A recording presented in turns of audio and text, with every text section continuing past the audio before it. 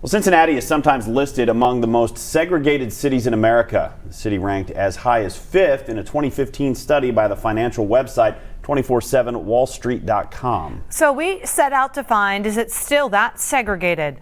As James Pilcher reports, the answer is part of our ongoing poverty investigation into redlining, the practice of keeping minorities from buying homes in certain areas. How segregated is the Queen City? Local 12 worked with the University of Cincinnati Journalism Department to find out. We discovered it depends on how you look at the data.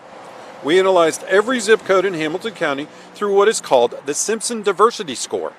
The score measures a population's density by race. A very low score means a community includes residents overwhelmingly from one race, either black or white. You can see here nearly half of Hamilton County's zip codes have an index indicating more than 75% of one race or another lives there. But UC data analyst Brian Calfano says the issue is too complex to draw any specific conclusions.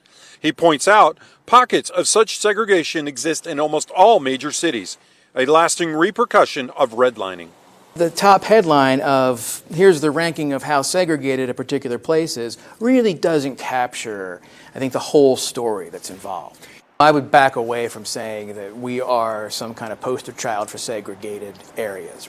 Case in point, the 45216 zip code, where I am now. It includes Elmwood Place, which is right here, as well as parts of Springfield Township.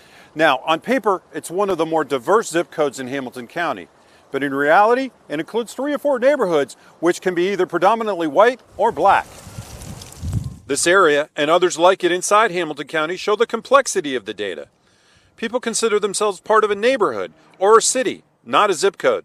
That's what really makes a place, says Legal Aid Director John Schreider. That's why you have to look at neighborhoods as neighborhoods. And, it's one thing to look at a zip code. It's another thing to get in your car and drive around and look at the components of these zip codes. No matter where Cincinnati stands nationally when it comes to segregation, fair housing advocate Janice Jones says segregation continues today, and it has a disparate impact on black communities. Segregated communities who were segregated not by choice, but by design, not by accident, but by design, tend to see a lack of investment. Coming up at 5, we'll compare how Cincinnati and Hamilton County compare to our sister cities in the Midwest when it comes to segregation. And then at 6, we'll dive deeper into just where the most segregated neighborhoods are inside the city limits of Cincinnati. In Elmwood Place, James Pilcher, Local 12 News. We'll have that data he talked about as well as detailed explanation of our analysis at CincinnatiPoverty.com.